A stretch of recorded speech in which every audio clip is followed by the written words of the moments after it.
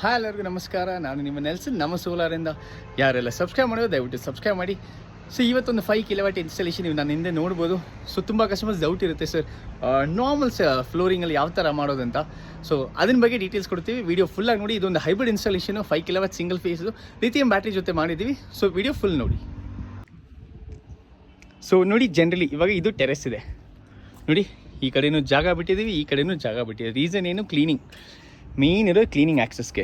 So general ಇವಾಗ ನೋಡಿ, ಇದನ್ನ ಕೆಳಗಡೆ ಪ್ಯಾನಲ್ ಕೆಳಗಡೆ ನಿಮಗೆ ನಡ್ಕೊಂಡು ಹೋಗ್ಬೇಕಂದ್ರೆ ರೀಸ್ಟ್ರಕ್ಚರ್ ಈ ಹೈಟ್ಗೆ ಒಂದು ಎಕ್ಸಾಂಪಲ್ಗೆ ಒಂದು 6 ಫೀಟ್ ಟು 8 ಫೀಟ್ ರೈಸ್ ಮಾಡಿ ಈ ಕಡೆ ಸ್ಲೋಪ್ ಕೊಟ್ಟು ಹಾಕ್ತೀವಿ.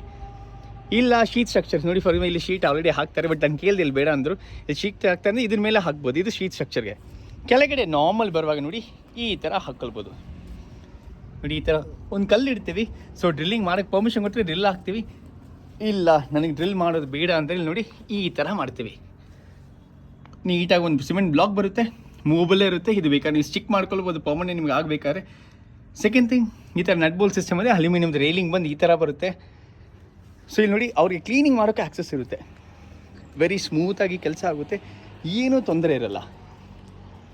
ಸೊ ನೀವು ನೋಡ್ಬೋದು ಟೋಟಲಾಗಿ 1 2 3 ಇದು ಬಂದುಬಿಡು ಅದಾನಿ ಇದು ಪ್ಯಾನಲ್ಸ್. ಇದು 565 ವ್ಯಾಟ್ ಪೀಕು ಬೈಫೇಶಿಯಲ್ ಪ್ಯಾನಲ್ಸ್ ಇದು. ಬಟ್ ಇಲ್ಲಿ ಅವ್ರಿಗೆ ಅಷ್ಟು ಜಾಗ ಇಲ್ಲ. ಸೊ ಹಂಗಾಗಿ ಈ ಥರ, ಯಾಕಂದರೆ ಅಲ್ಲಿ ನೋಡಿ ಅಲ್ಲಿ ಸೋಲಾರ್ ವಾಟರ್ ಹೀಟರು ಬರುತ್ತೆ ಅವ್ರಿಗೆ, ಹಂಗಾಗಿ ಜಾಗ ಇಲ್ಲ. ಸೊ ಈ ಥರ ಹಾಕ್ಕೊಂಡಿದ್ದೀವಿ. ಕ್ಲೀನಿಂಗ್ ಆ್ಯಕ್ಸಸ್ ಇರುತ್ತೆ ಅವ್ರಿಗೆ. ಕೆಳಗಡೆ ಎಕ್ಸ್ಟ್ರಾ ಎಷ್ಟು ಜನ್ರೇಟ್ ಆಗುತ್ತೆ, let it generate, nothing to worry. Maintenance ಅವ್ರಿಗೆ ಈಸಿ ಇರುತ್ತೆ. ನೋಡಿ ನೀಟಾಗಿ ಪೈಪಿಂಗ್ ಹಾಕಿದ್ದೀವಿ. ಪೈಪಿಂಗ್ ಹಾಕಿಬಿಟ್ಟು ಸ್ಟ್ರೈಟಾಗಿ ಕೆಳಗಡೆ ಹೋಗಿದೆ. ಕೆಳಗಡೆ ಅವ್ರಿಗೆ ಇನ್ವರ್ಟರ್ ಬ್ಯಾಟ್ರಿ ಫಿಟ್ಟಿಂಗ್ ಮಾಡಿದ್ದೀವಿ. ಅದನ್ನು ತೋರಿಸ್ತೀನಿ ಯಾವ ಥರ ಮಾಡಿದ್ದಾರೆ ಅಂತ. ಇದು ಏನಂದ್ರೆ ಅರ್ಥಿಂಗ್ ಮಾಡಿದ್ದೀವಿ. ಸೊ ಅರ್ಥಿಂಗ್ ಹೋಗಿ ಈ ಥರ ಹಿಂದೆ ಹೋಗಿದೆ. ಸೊ ಒಂದು ಲೈಟಿಂಗ್ ಅರೆಸ್ಟರು ಇಲ್ಲಿ ನೋಡ್ಬೋದು, ಇಲ್ಲೊಂದು ಲೈಟಿಂಗ್ ಅರೆಸ್ಟರ್ ಹಾಕಿದ್ದೀವಿ, ಅದನ್ನು ಕೊಟ್ಟಿದ್ದೀವಿ. ಸೆಕೆಂಡ್ ಫಾರ್ ದ ಸ್ಟ್ರಕ್ಚರ್ ಅಂತ ಪ್ಯಾನಲ್ ಜನರಲಾಗಿ ಮಾಡ್ತೀವಿ. ಸೊ ಇದು ಬೈಫೇಶಿಯಲ್ ಪ್ಯಾನಲ್ಸು. ಸೊ ಬೈಫೇಶಿಯಲ್ ಬಂದ್ಬಿಟ್ಟು ನಿಮಗೆ ಕರೆಂಟ್ಲಿ ಹೈಯೆಸ್ಟ್ ಇರೋದು ಟಾಪ್ ಕಾರ್ನ್ ಪ್ಯಾನಲ್ಸು. ಸೊ ಈ ಟಾಪ್ ಕಾರ್ನಲ್ಲಿ ನಿಮಗೆ ಜನರಲಿ ಒಂದು ಮೋನೋಪರ್ಕ್ ಹಾಫ್ ಕಟ್ಟಲ್ಲಿ ನಿಮಗೆ ಒಂದು 4 and 5 ಬರುತ್ತೆ. ಅಂದರೆ ನಮ್ಮದ್ರಲ್ಲಿ 6 ಯೂನಿಟ್ ಜನ್ರೇಟ್ ಆಗಿದೆ. ನಾನು ಆ ವಿಡಿಯೋ ಡೇಟಾ ಶೇರ್ ಮಾಡಿದ್ದೀನಿ. ಸೊ ಇದರಲ್ಲಿ ನೋಡಿ ಈ ಕೆಳಗೆ ಜನ್ರೇಷನ್ ಬಂದು ಎಕ್ಸಸ್ ಇರುತ್ತೆ ನಿಮಗೆ.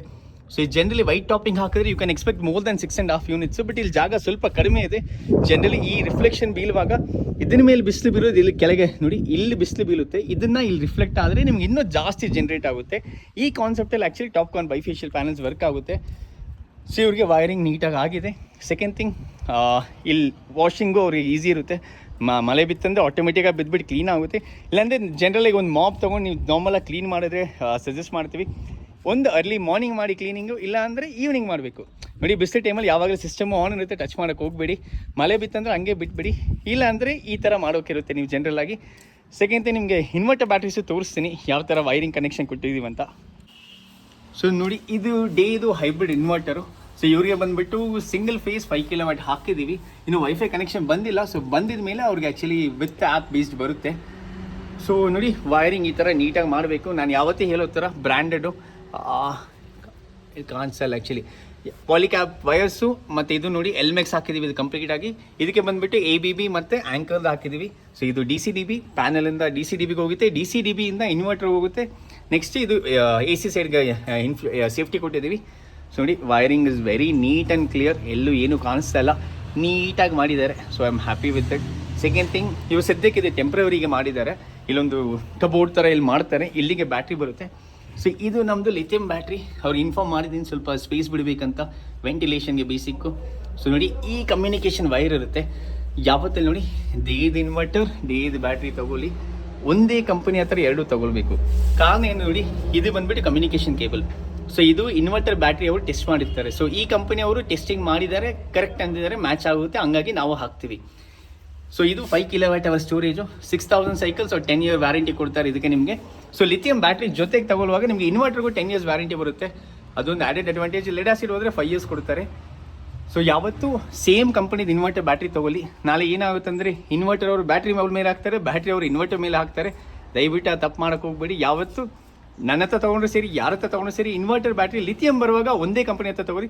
ಲೆಡ್ ಆಸಿಡ್ ಲೆಕ್ಕ ಇಲ್ಲ, ನೀವು ಯಾವ್ದು ಬೇಕಾದ್ರೆ ಹಾಕಿ, ಎಕ್ಸೈಡ್ ಲುಮಿನೋಸ್ ಏನು ಬೇಕಾ ಹಾಕಿ. ಇನ್ವರ್ಟರ್ ಮತ್ತು ಸ್ಟ್ಯಾಂಡರ್ಡ್ ಬ್ರ್ಯಾಂಡೆಡ್ ತೊಗೊಳ್ಳಿ. ಸೊ ಈ ಥರ ಸೆಟಪ್ ಇರುತ್ತೆ. ಸೊ ಇವ್ರು ಇನ್ನೂ ಮನೆ ಕಟ್ತಾ ಇದ್ದಾರೆ. ಮನೆ ಆಗಿದ್ಮೇಲೆ ನಾನು ಮನೆಯದು ತೋರಿಸ್ತೀನಿ ಬೇಸಿಕ್ ಡೀಟೇಲ್ಸ್ ನಿಮಗೆ. ಸೊ ಒಂದು 5 ಕಿಲೋವ್ಯಾಟು ಹೈಬ್ರಿಡ್ ಸೆಟಪ್ ಇದು ಕಂಪ್ಲೀಟಾಗಿ. ಎಕ್ಸ್ಪೋರ್ಟ್ ಇನ್ನೂ ಲೇಟರ್ ಆನ್ ಮಾಡ್ತೀವಿ. ಈ ಥರ ರೆಗ್ಯುಲರ್ ಕಂಟೆಂಟ್ ಹಾಕ್ತಾ ಇರ್ತೀವಿ, ನಮ್ಮನ್ನು ಫಾಲೋ ಮಾಡಿ. Thank you so much for watching.